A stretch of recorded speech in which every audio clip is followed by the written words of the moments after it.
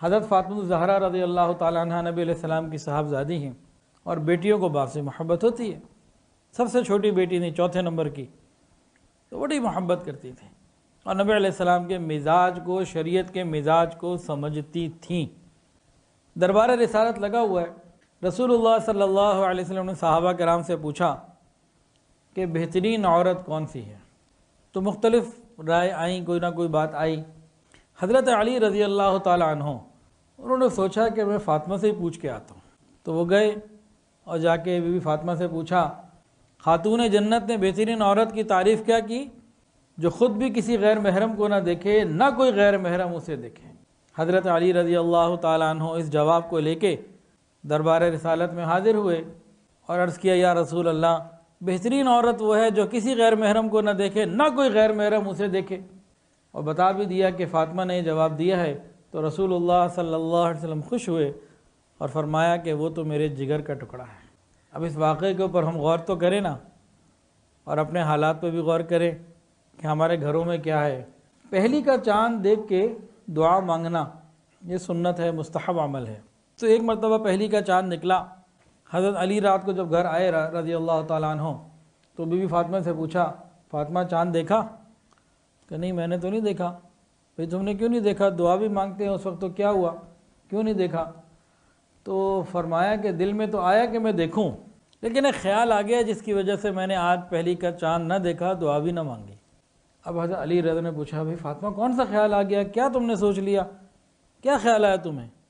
حضرت فاطمہ الزہرا رضی اللہ عنہ نے فرمایا کہ بس یہ خیال آ گیا تھا کہ اس وقت میں چاند کو دیکھوں گی، اور چونکہ چاند دیکھنا ایک مبارک عمل ہے، پہلی کا چاند دیکھنا سنت ہے اور دعائیں لوگ مانگتے ہیں، تو میں نے دیکھا کہ اور بھی لوگ اس کو دیکھ رہے ہوں گے، تو ایسا نہ ہو کہ میری نگاہیں چاند کے اوپر اور وہ غیر محرم کی نگاہوں سے جمع ہو جائیں، اس لیے میں نے نہیں دیکھا۔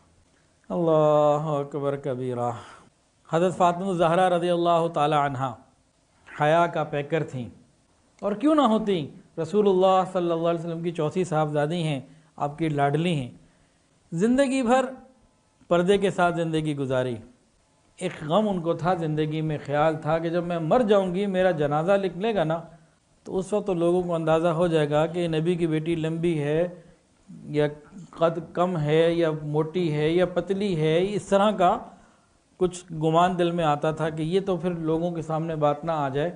اس زمانے میں عورتیں اکیلی نہیں نکلتی تھیں، نہ آج کل تو نہ مرد ویسے ہیں نہ ہمارے حالات ویسے ہیں۔ ایک عورت پردہ کر بھی رہی ہو تب بھی ہم مردوں نے کوشش کرنی ہے کہ ہم پردے کے اندر بھی پہچان لیں کہ یہ ہے کون، یہ بے حیائی ہے کہ برقعے میں ہے وہ، لیکن ہم نے غور ضرور کرنا ہے، ہمیں پتہ لگ جائے کہ اس برقعے میں یہ ہے، اس برقعے میں یہ ہے، اس برقعے میں یہ ہے۔ جستجو ہمارے اندر اتنی آ گئی ہے، بے حیائی ہے، بے غیرتی ہے، بچنا چاہیے۔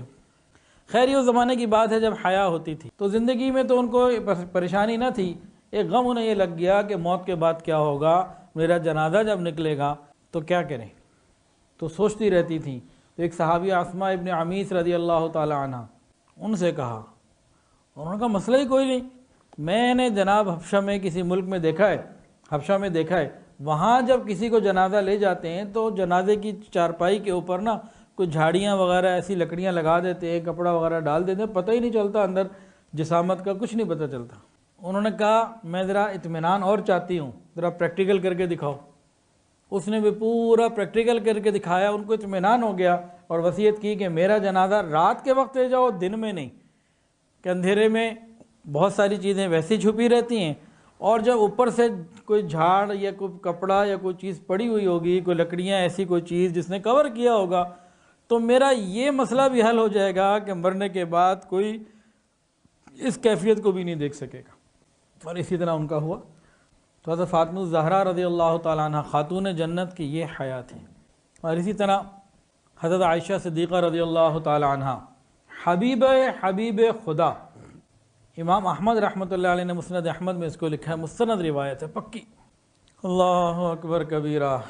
امی عائشہ فرماتی ہیں رسول اللہ صلی اللہ علیہ وسلم نے جب پردہ فرمایا تو آپ کی قبر مبارک میرے حجرے میں بنی، تو میں اپنے حجرے کے اس حصے میں جہاں قبر مبارک تھی نارمل روٹین میں چلی جاتی تھی کہ میرے شوہر ہیں۔ پھر فرماتی ہیں کچھ عرصے کے بعد میرے والد کا انتقال ہوا، صدیق اکبر رضی اللہ تعالیٰ عنہ وہ بھی اسی حجرے میں آ گئے، تو میں اپنا جانا اسی طرح رکھتی کہ ایک باپ اور ایک خاوند۔